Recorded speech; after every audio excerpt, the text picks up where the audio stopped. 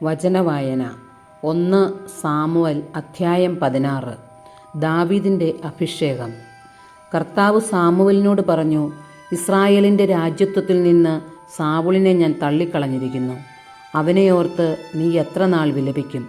കുഴലിൽ തൈലം നിറച്ച് പുറപ്പെടുക. ഞാൻ നിന്നെ ബെത്ലഹേംകാരനായ ജസ്സയുടെ അടുത്തേക്ക് അയക്കും. അവൻ്റെ ഒരു മകനെ ഞാൻ രാജാവായി നിശ്ചയിച്ചിരിക്കുന്നു. സാമുവൽ ചോദിച്ചു, ഞാൻ എങ്ങനെ പോകും? സാവൂൾ ഇത് കേട്ടാൽ എന്നെ കൊന്നുകളയും. കർത്താവ് പറഞ്ഞു, ഒരു പശുക്കിടാവിനെ കൂടെ കൊണ്ടുപോവുക. കർത്താവിന് ബലിയർപ്പിക്കാൻ വന്നിരിക്കുകയാണെന്ന് പറയുക. ജസ്സയെയും ബലിയർപ്പണത്തിന് ക്ഷണിക്കുക. നീ എന്താണ് ചെയ്യേണ്ടതെന്ന് ഞാൻ കാണിച്ചു തരാം. ഞാൻ പറയുന്നവനെ എനിക്കായി നീ അഭിഷേകം ചെയ്യണം. കർത്താവ് കൽപ്പിച്ചതുപോലെ സാമുവൽ പ്രവർത്തിച്ചു. അവൻ ബെത്ലഹേമിലെത്തി. നഗരത്തിലെ ശ്രേഷ്ഠന്മാർ ഭയപരവശരായി അവനെ കാണാൻ വന്നു. അവർ ചോദിച്ചു, അങ്ങയുടെ വരവ് ശുഭസൂചകമോ? അതെ, അവൻ പറഞ്ഞു, ഞാൻ കർത്താവിന് ബലിയർപ്പിക്കാൻ വന്നിരിക്കുന്നു. നിങ്ങളെ തന്നെ ശുദ്ധീകരിച്ച് ബലിയർപ്പണത്തിന് എന്നോടൊത്തു വരുവിൻ. അനന്തരം അവൻ ജസ്സയെയും പുത്രന്മാരെയും ശുദ്ധീകരിച്ച് ബലിയർപ്പണത്തിന് ക്ഷണിച്ചു. അവൻ വന്നപ്പോൾ സാമുവൽ ഏലിയാബിനെ ശ്രദ്ധിച്ചു.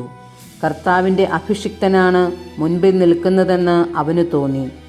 എന്നാൽ കർത്താവ് സാമുവലിനോട് കൽപ്പിച്ചു, അവൻ്റെ ആകാരവടിവോ ഉയരമോ നോക്കേണ്ട. അവനെ ഞാൻ തിരസ്കരിച്ചതാണ്. മനുഷ്യൻ കാണുന്നതല്ല കർത്താവ് കാണുന്നത്. മനുഷ്യൻ ബാഹ്യരൂപത്തിൽ ശ്രദ്ധിക്കുന്നു, കർത്താവാകട്ടെ ഹൃദയഭാവത്തിലും. ജസ്സെ അബിനാദാബിനെ സാമുവലിൻ്റെ മുമ്പിൽ വരുത്തി. ഇവനെയും കർത്താവ് തിരഞ്ഞെടുത്തിട്ടില്ല എന്ന് സാമുവൽ പറഞ്ഞു.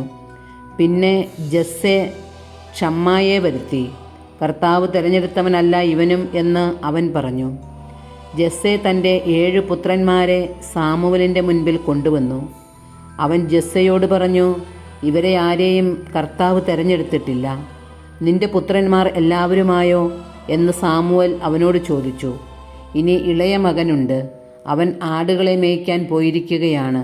അവൻ പറഞ്ഞു, അവനെ ആളയച്ചു വരുത്താൻ സാമുവൽ ആവശ്യപ്പെട്ടു. അവൻ വന്നിട്ടേ ഞങ്ങൾ ഭക്ഷണം കഴിക്കുകയുള്ളൂ എന്നും പറഞ്ഞു. ജസ്സെ അവനെ ആളയച്ചു വരുത്തി. പവിഴ നിറവും മനോഹര നയനങ്ങളുമുള്ള അവൻ സുന്ദരനായിരുന്നു. കർത്താവ് കൽപ്പിച്ചു, എഴുന്നേറ്റ് അവനെ അഭിഷേകം ചെയ്യുക. തിരഞ്ഞെടുക്കപ്പെട്ടവൻ അവൻ തന്നെ.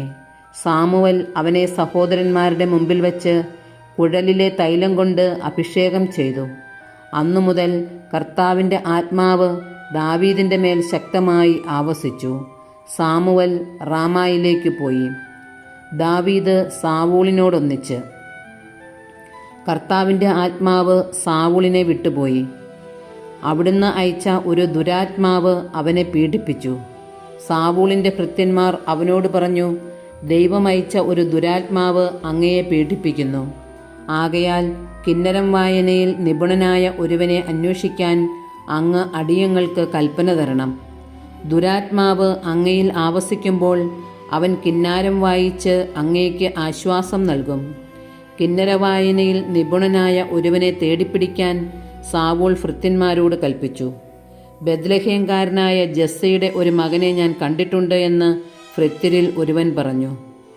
അവൻ കിന്നരവായനയിൽ നിപുണനും പരാക്രമിയായ യോദ്ധാവും വാക്ചാതുര്യമുള്ളവനും കോമളനുമാണ്.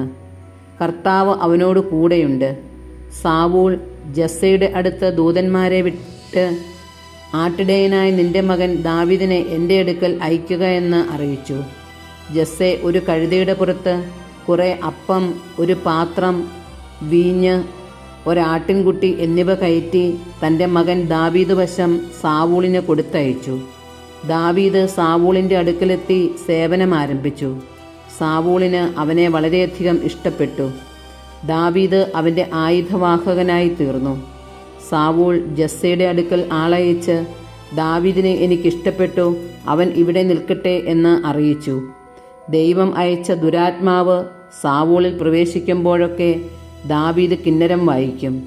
അതുവഴി അവന് ആശ്വാസവും സുഖവും ലഭിക്കുകയും ദുരാത്മാവ് അവനെ വിട്ടുമാറുകയും ചെയ്തിരുന്നു.